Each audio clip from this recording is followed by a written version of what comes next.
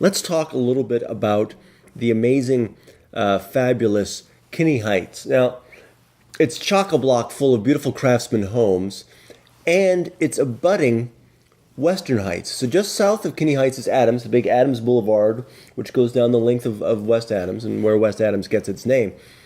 But just to the north of Kinney Heights is the 10 freeway. So Kinney Heights and Western Heights, you can imagine over the decades, people mingling, there being crossover between the two different neighborhoods, and then bam, in the 50s, the 10 plows through, bisecting it. Okay, so now we have Kinney Heights and Western Heights.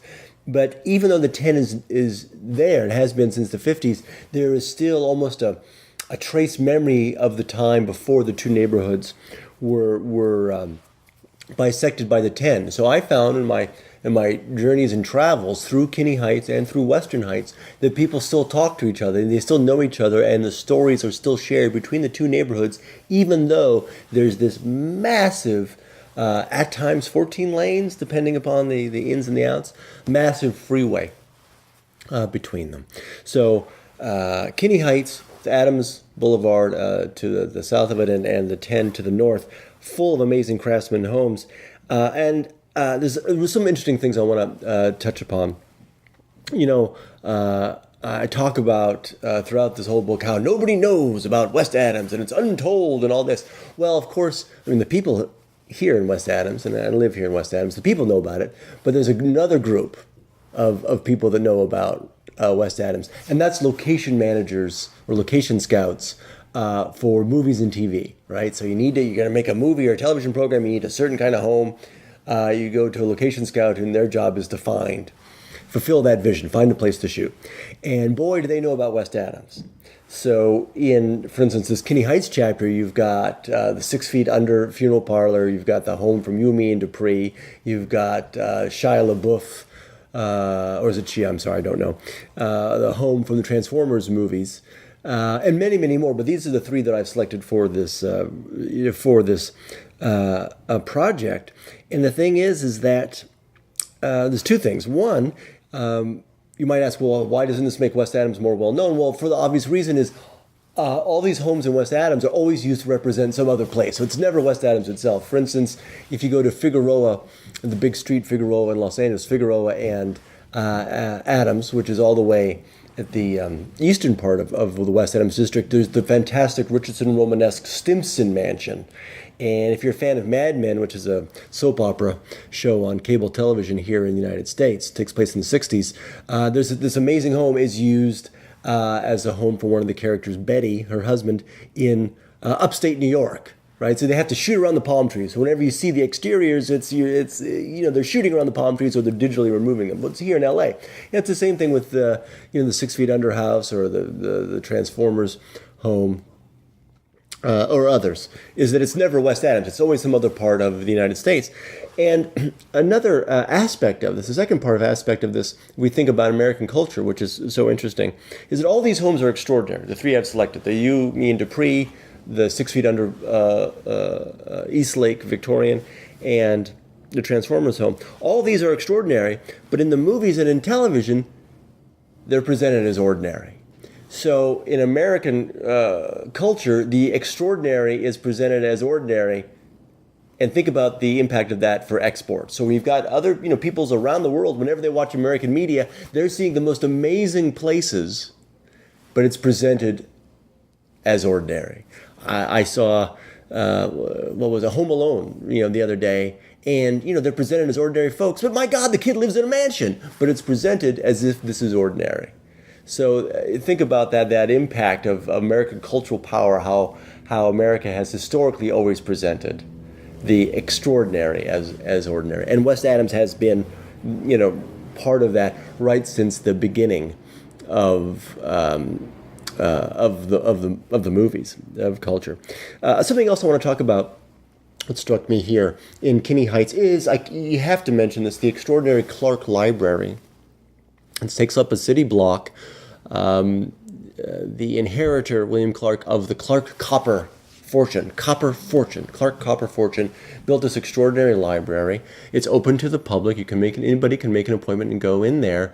Houses, I think, the greatest collection of Oscar Wilde material outside of of the UK.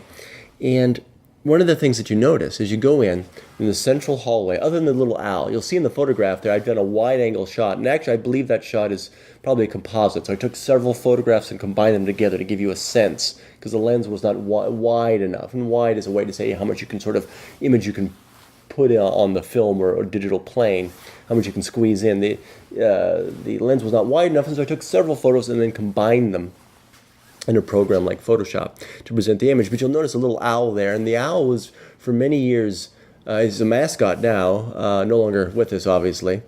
He's not pausing, he's not staying still for the photo.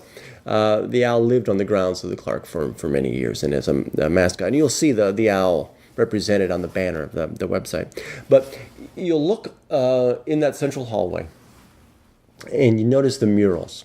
And I bring this up because, not only because they're so beautiful, great murals by Alan Cox, the artist Alan Cox, but because I am reminded of when I was a young man, I had a job working for one of the world's most popular artists. I'm not going to say what the media was. He could have been a musician or an author or a director. I'm not going to say. I think if I recall correctly, I had to sign a non-disclosure agreement when I worked for this gentleman. But imagine if he was an author, it would be one of those things where they'd say, his books have sold more than any other since the Bible. But this wasn't Stephen King, by the way. But it was somebody in a media form that was, incredibly wealthy. And so I go to start working for this guy. And one of the first things I noticed on day one, I'm in the bedroom of one of his mansions. He had several. And there above his bed was a massive painting, huge, must have been at least more than 10 feet by 10 feet. Painting of his wife's behind. And I thought to myself, gee, this is what wealth brings you. You can do this, it creates the space to do this kind of thing.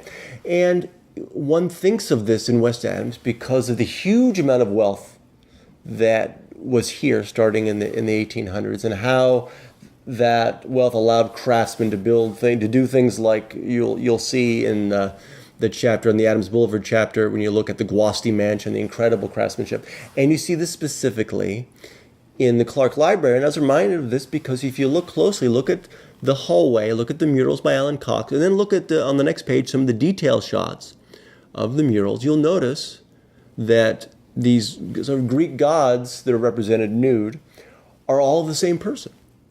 And the story is that I've heard from different people in West Adams is that that's a representation of a close friend of William Clark.